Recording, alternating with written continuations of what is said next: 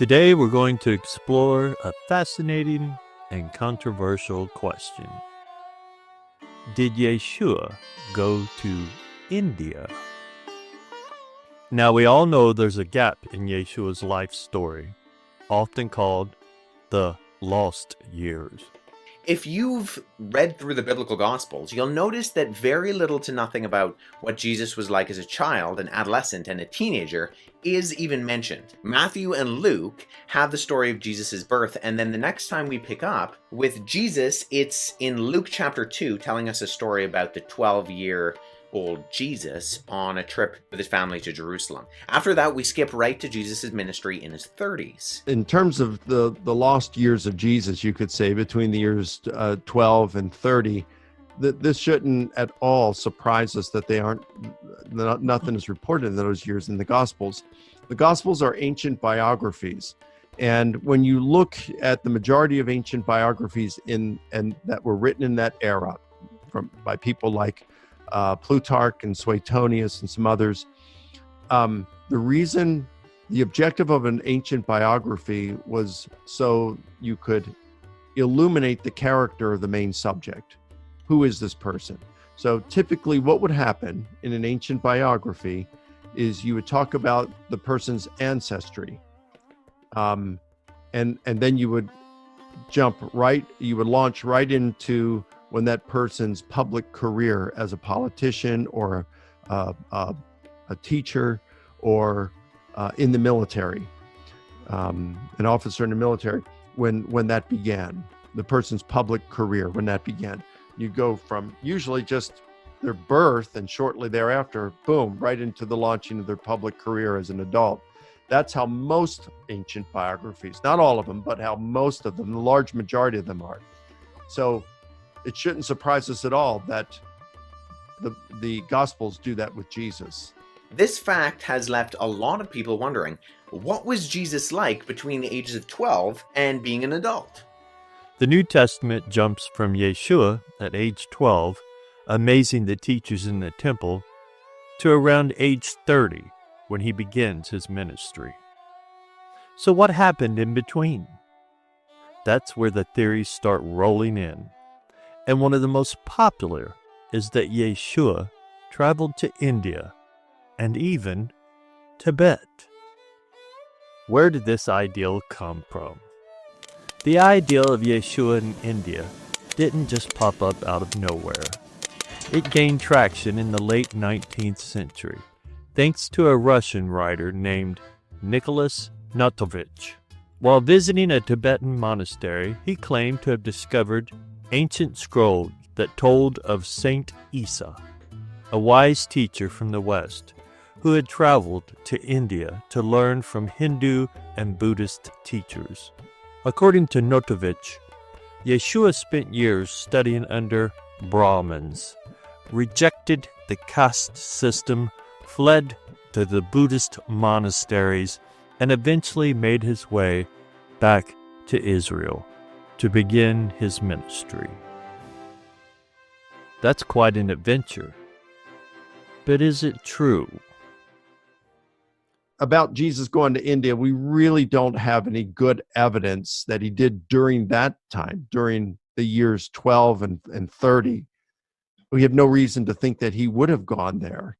This type of theory of Jesus' pilgrimage to the East finds its origin with a Russian journalist named Nicolas Notovitch, who in 1894 claimed to have found a document in a Buddhist monastery which he said talked about Jesus' journey from Galilee to India and even potentially as far as Nepal to learn Hinduism and Buddhism before returning to Israel as an adult to teach these divine truths. Scholars call foul.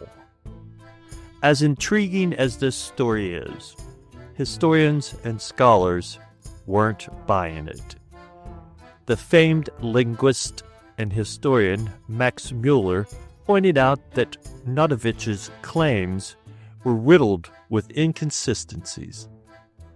Others went directly to the monastery where Notovitch said he found the scrolls, only to be told that no such documents existed and that Notovitch had never even been there. If you press into Notovich's own claims, you find out pretty quickly that his story was a complete hoax.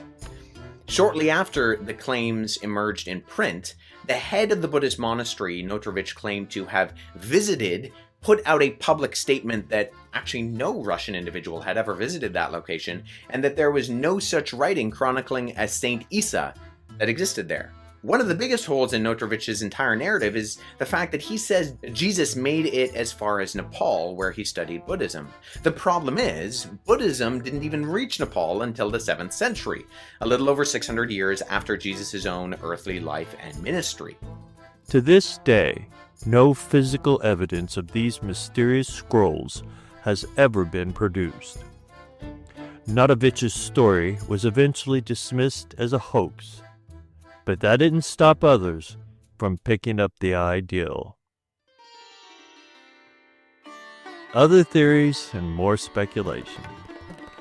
Several other writers, like Swami Abhedananda, Levi H. Dowling, and Nicolas Notovitch, built on Notovitch's claims, adding their own twist. Some tied Yeshua's teachings to Hinduism and Buddhism, claiming he studied alongside monks.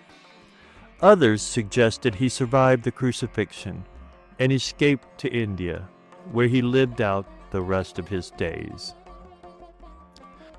And to say that Jesus has some kind of a tomb in India is just beyond ridiculous in historical matters, because we have all the evidence that Jesus died, and the evidence suggests that he rose from the dead. If Jesus had made it that far, he wouldn't have been taught Buddhism. He would have been instructed in local animist religions that were the staples in northeastern India and Nepal at that time. Despite that, and not to mention every ancient historian who looked into it declaring it's nonsense, the story of Jesus' east to west journey makes its rounds every now and again.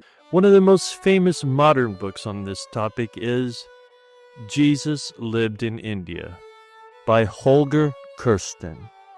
He argues that Yeshua was heavily influenced by Eastern philosophy, that he faked his death on the cross, and that he later settled in Kashmir. However, just like Notovitch's claims, this book is heavy on speculation and light on historical evidence.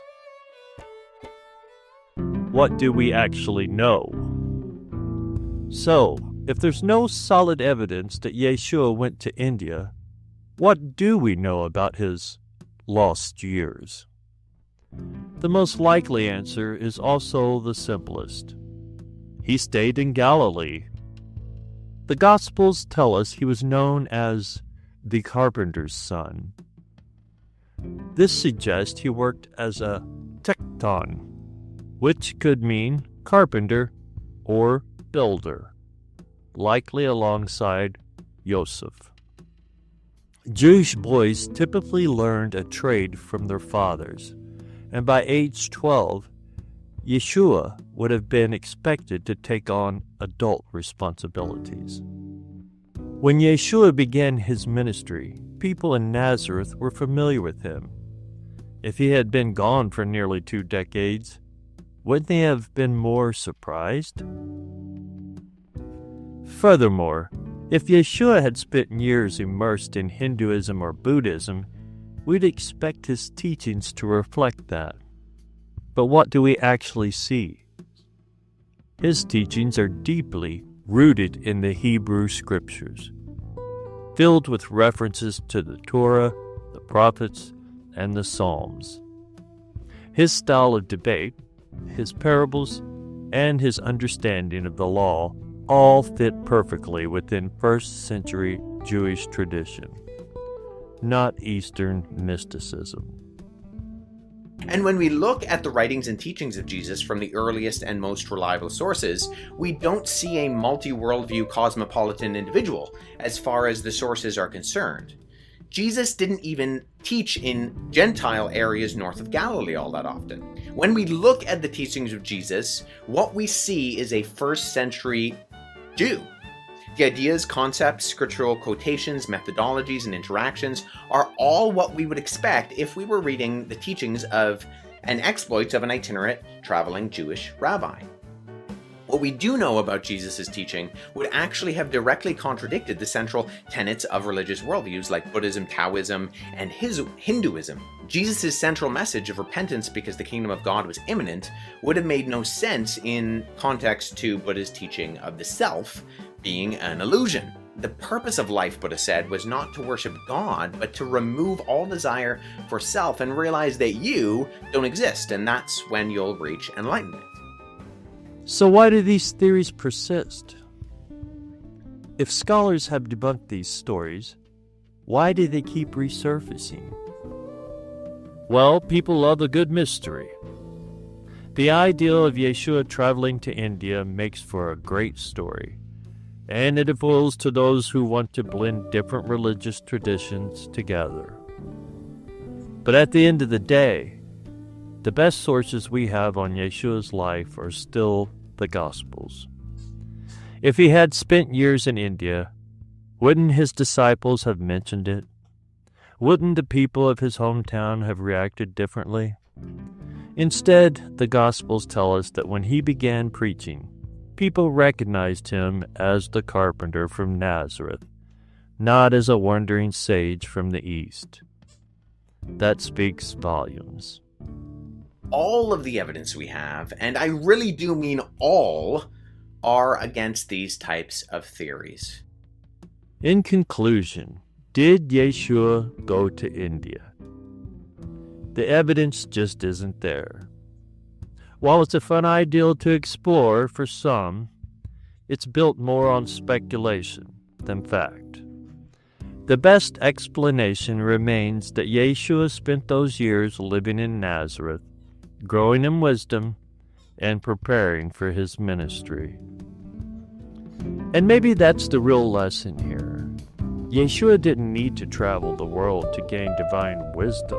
Everything he needed was already within him, guided by the Spirit of God and grounded in the Scriptures. Until next time, Shalom, Shalom.